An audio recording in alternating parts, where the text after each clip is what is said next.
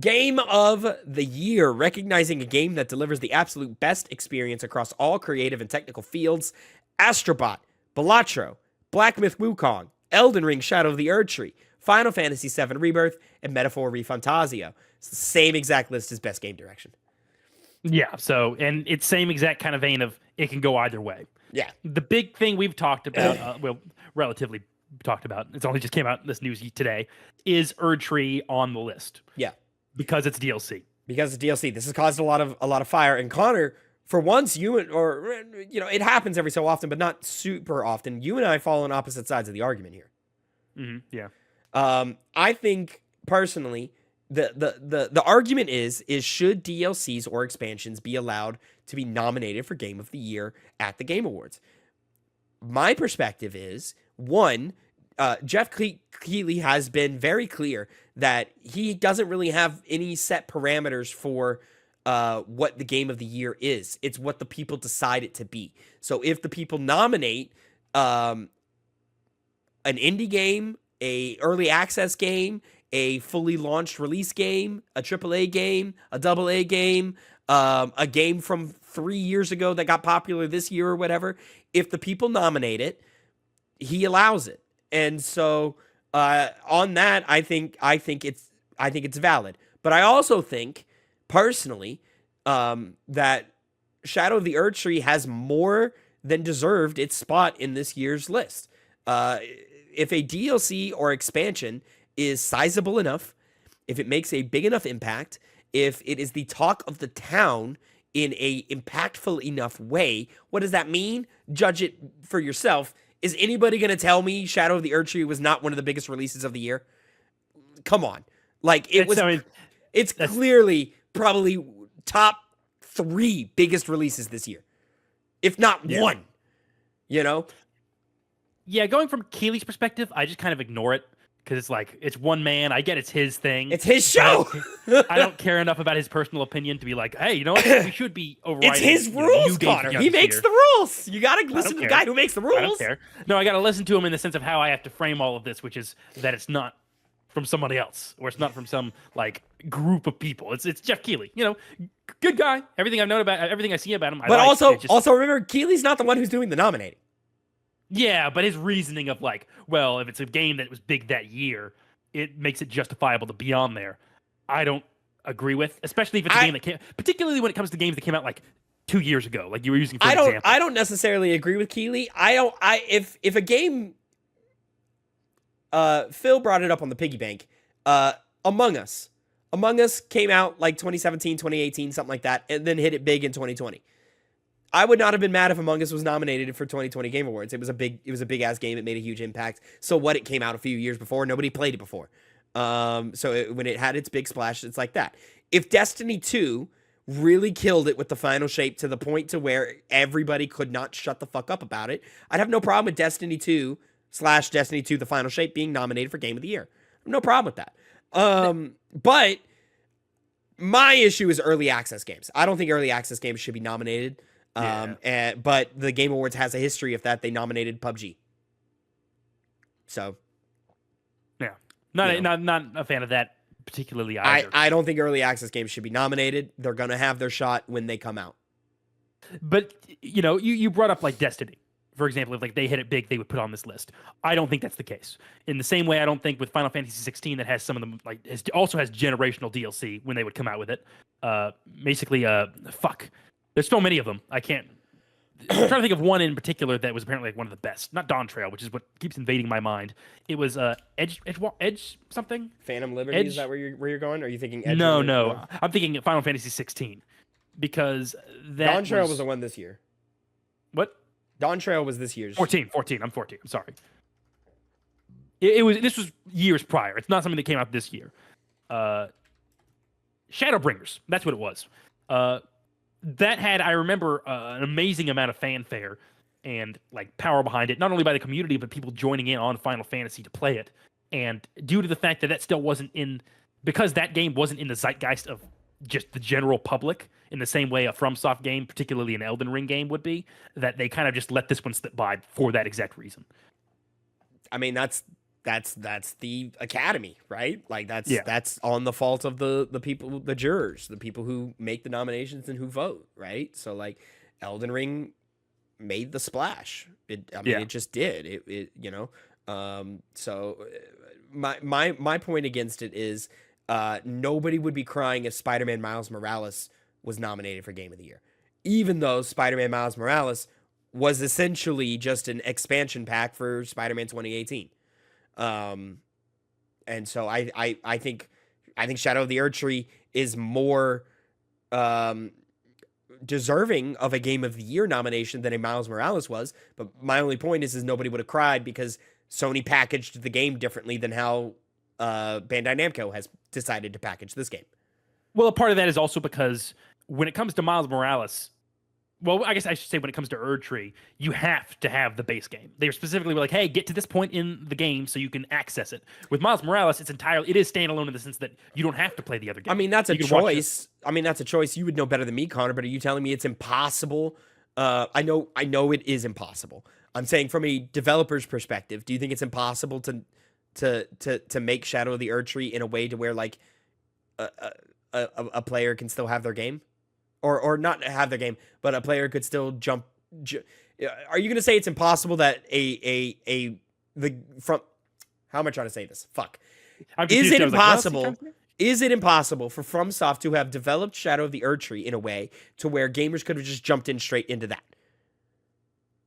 I don't think it is possible. I think they're talented enough to where they could have given you some preset classes if you wanted.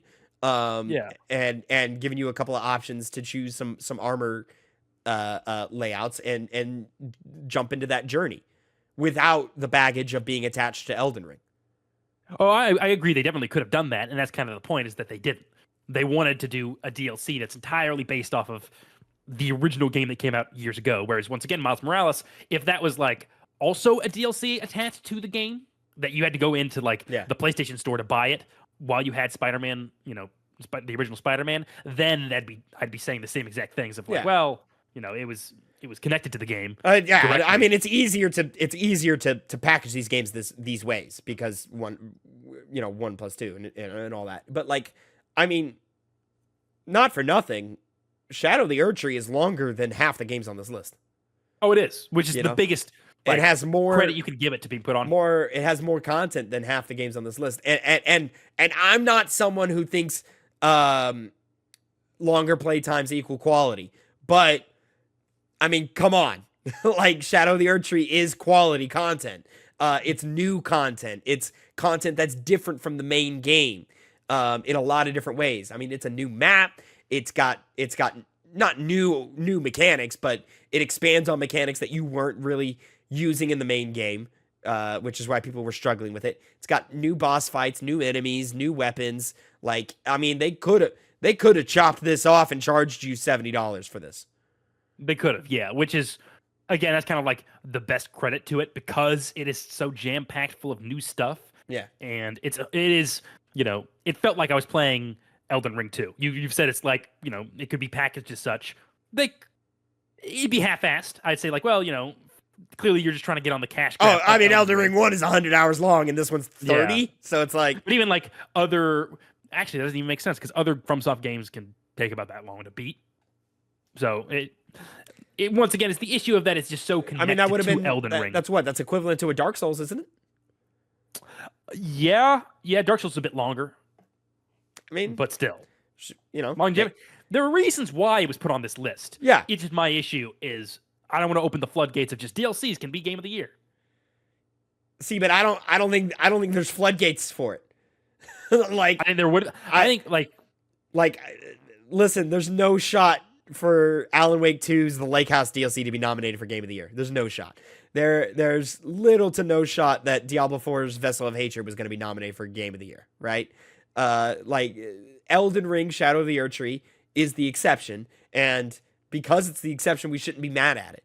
And I think it should be allowed. I think it should just generally be allowed. I think Phantom Liberty should have had a decent shot, but last year was so good that it didn't get in because the other games were so good. If Phantom Liberty came out this year, I don't know if you're seeing Balatro on this list. I feel like they ultimately would have caved to it not being like as generational of a like game release as Shadow of the Erdtree was. I mean, ultimately, people were still calling like Phantom Liberty a DLC. This one, people clearly were like, it's DLC, but it's its own game basically. Standalone. I mean, You don't need Phantom to do Liberty anything is like else. 20 hours. Yeah, but people weren't like that. Was not the attitude of the gamers of the people at the time. People think Yeah. that for Shadow of the Erdtree, but they didn't see it that way with Phantom Liberty. When Even though like based on the specific like this how similar it is to Shadow of the Erdtree, your line of thinking makes more sense. has Larian spoken on if they are doing DLC DLC? for They're Baldur's not. Gate 3? They're not? Okay. No. It's the only other They're one like- that I would have thought of like, hey man, if we get like a 20, 30 hour campaign out of them, another act, if we get another act out of them, what do we do then? And to- that's another to case me- where I think to- that would be launched by Baldur's Gate 3 as a title, Yeah. and he would kind of overlook anything else and say, well, it's Baldur's Gate 3, and it's all this new content, so might as well make it a new game. Oh, you're Like saying a Shadow of the separate- Erdtree is only in here because it's tied to the name Elden Ring? And yeah, I think so. I think if it was just like they've See, never done this before. I think I think people are only mad about it because of naming wise it's tied to Elden Ring. I think if Shadow of the Erdtree came out on its own, it's on this list no matter what. I think it might win. Oh, like just without Elden Ring, it's just Shadow of the Yeah, Erdtree? if it was just Shadow of the FromSoft Shadow of the Erdtree, it's probably gonna win Yeah, it probably would. You Just 'cause know? it's Elden Ring. because it's Elden Ring. I think because it's tied to Elden Ring and it is a DLC/expansion, I think it's not gonna win. But I have no problem with it being nominated. Yeah. I have no problem with it being the shot. And let's be That's honest, the question. if Shadow of the Erdtree came out in 2020, I was gonna say 2, but that's when Elden Ring came out. If Shadow of the Erdtree came out in 21, Shadow of the Erdtree wins. If it came out in 22, Shadow of the Erdtree wins. If you take Elden Ring out, Shadow of the Erdtree probably beats God of War Ragnarok. Probably. I feel like the fact of it was attached to a massive game like Elden Ring and only added more to it gave people that sense of grandeur of like, wow, this is special. Being able to do this on top of the game that already exists that is Elden Ring. Well, I Compared mean, to like God of War Ragnarok, especially. I You guys had that guess, conversation. but again, like, I mean, they could have chopped this off, put another 10 hours of content into it, and called it Elden Ring 2. Yeah. They Or could've. or not. Don't call it Elden Ring 2. Don't put a number on it. Shadow of the Erdtree, and just chopped it off and made it its own game. And people would have seen it as like a spin-off game, a la Miles Morales. It would have been nominated. It probably would have won. It certainly would be seen that way, but I think that's kind of why we're determining what deserves to be on this list. Is well, it's attached to another game, so it's not its own separate game. You're gonna Even if it could be. Are you gonna look those developers in the eye and tell them their work on a 30-hour expansion with all new enemies, weapons, maps, and all the hard work that they had to put into it? You're gonna look them in the eye and tell them it doesn't deserve to be here?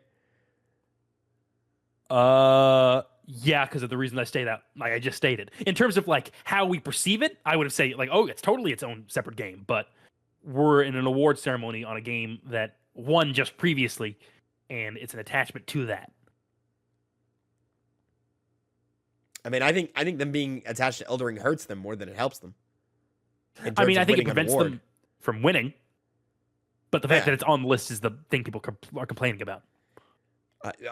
I mean, it's a new game, bro. Like, I don't like. Essentially, like, I said that during the review. But it is. So like, I just don't understand the problem here. If it's impactful enough, if it's popular enough, and if it's quality enough, yeah, man, let it through. Why not? All right, then why don't you go suck Jeff Keighley's cock? How about that, huh? Said What does this apparently have that's to what do- he wants. I mean, You that's want not it what too. it's- Why don't you go have sex with him? Keighley? This is not what he wants. He didn't nominate shit. Oh yeah. Who nominated this then? I mean, they got. Oh, they don't Yeah, have it I mean- actually. They have last year's. Yeah. They have last year- they This haven't- is Jeff Keighley's They haven't. plan. They haven't released. They haven't released. They haven't released all the old. All the new. Jurors. Judges. Well, here's the problem, Tavin. They could do that right now, but they're giving themselves time to come up with names because Keighley's the mastermind behind it, and he'll just try to pretend he's not. Connor, the list is probably going to be very similar to last year's list. They just got to take Game Informer off. Sad. Rest in Damn, peace. it could have been Bond. It could have been Bond. So It could have been anything else. Anyways, ladies and gentlemen, we are going to leave it there. Let us know down in the comments below how you feel about Elden Ring being nominated for Game of the Year. I want to put this conversation, because I think this conversation was more substantial than the one we had on Piggy Bank, but I don't want to discredit the one we had on Piggy Bank either. I don't know. I'll figure it out in the edit. But pray for me. I'm still sick if you can't tell. yeah. Um, Rest your voice, Tavin. I need to really badly. I need to stop talking. Remember, we do this show every Monday evening, twitch.tv/TwoPennyGames, and it goes up on youtube.com/@TwoPennyGames at Tuesday, 8 a.m. Central Time, along with mainstream podcast services of your choice. Make sure to subscribe to us on Substack to read all of the lovely work Connor did this week that we're not going to get to, and just all the work. Connor, you got to put the other stuff up there too. Yeah. Anyways, and so make sure you subscribe to that and support us over there. Subscribe to us on TikTok, and follow us on all of our social medias down in the description below. Until next time, have a great time. Connor, say goodbye to the people. Goodbye and have a great day wherever you are.